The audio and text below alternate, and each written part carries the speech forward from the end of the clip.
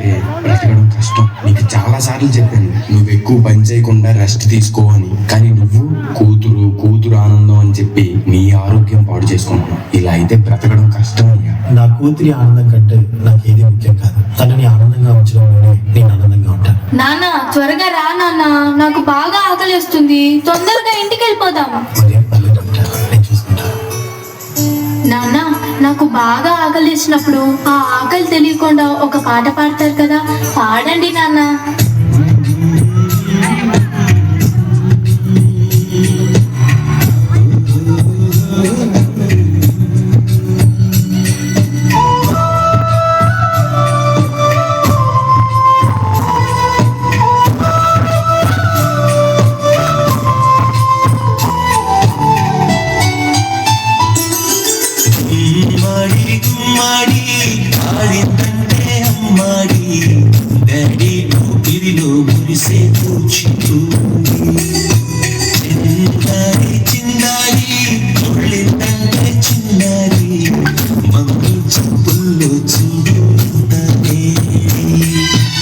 నాన్న కాళ్ళు నొప్పి వస్తున్నాయి నాన్న.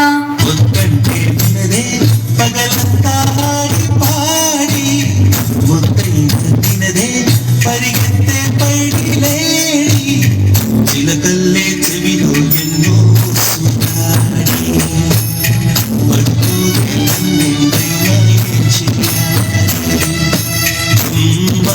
గుమ్మాడి ఆడిందంటే అమ్మాడి డాడీ ఇదిలో మురిసే చంద్రయ్య ఎక్కడయ్యా నా అద్దె డబ్బులు? 6 నెలల నుండి అడుగుతున్నాను, ఈ రోజుకి ఇంకా ఇవ్వలేదు. ఇలా అయితే ఉండొద్దయ్యా. నా ఇల్లు ఇప్పుడే ఈ క్షణమే ఖాళీ చేసి వెళ్ళిపోండి. కొంచెం చిన్నగా మాట్లాడండి.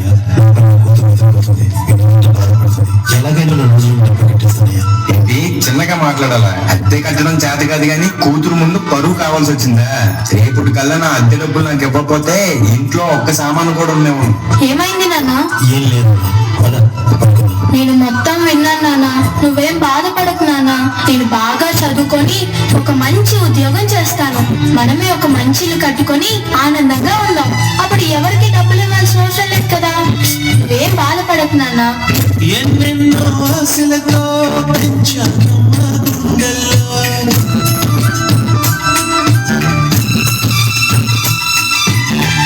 ఎన్నెన్నో ఆశలతో పెంచాను మా గుండెల్లో. నువ్వే నా కలలన్నీ పెంచాలే నీ కన్నుల్లో. నా తల్లివి నువ్వు, నీ తండ్రిని నేను, ఎవరు లాగిస్తున్నారు. ఏమైంది నాన్న? డాన్స్ చెయ్యి నాన్న. చిత్రంగా చూస్తుంది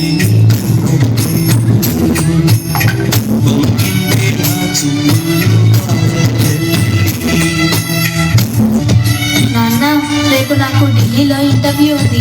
అందులో కానీ నేను సెలెక్ట్ అవుతే 60,000 జీతం వస్తుంది. ఇక మన కష్టాలన్నీ తీరిపోతాయి, హ్యాపీగా బ్రతికేయచ్చు. నీ ప్రశ్నలు ఎవ్వరో బదులుగా. నీకోసం ఎదురు చూస్తూ ఉంటాను. త్వరగా వచ్చేయమా. ఖచ్చితంగా ఆ జాబ్ ని సంపాదించే వస్తా. ఏ గాలో తరుముతుంటే అల్లరిగా.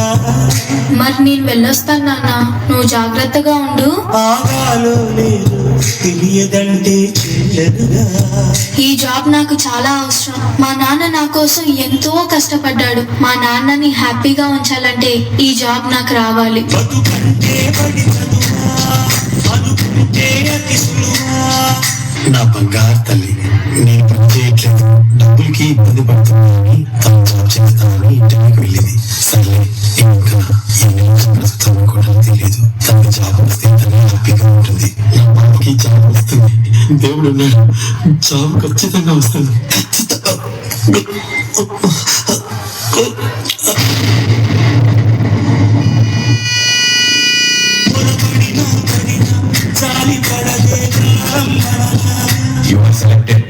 ఈ జాబ్ వచ్చింది. Thank you so much sir. నాకు జాబ్ వచ్చిందని తెలిస్తే మా నాన్న చాలా హ్యాపీగా ఫీల్ అవుతారు. ఇప్పుడే ఈ విషయం మా నాన్నకు చెప్పాలి.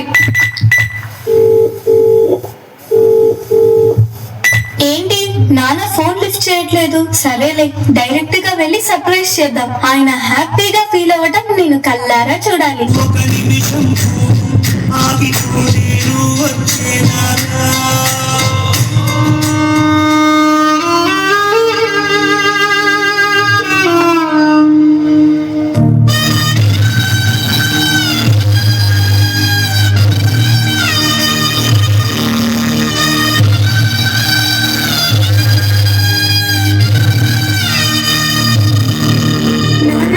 లెగు నాన్న, నాకు జాబ్ వచ్చింది నాన్న, మనం హ్యాపీగా బతికేయచ్చు నాన్న. నాన్న లెగు నాన్న, నాకు భయం వేస్తుంది నాన్న. నాన్న.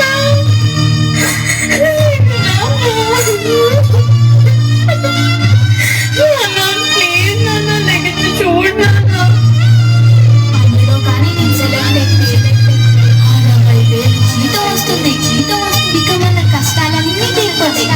హ్యాపీగా బ్రతికేయచ్చు. నాన్న లెగు నాన్న, నాతో డాన్స్ చేస్తావు కదా నాన్న, ఇప్పుడు కూడా చేద్దాం లే నాన్న, నాతో కలిసి డాన్స్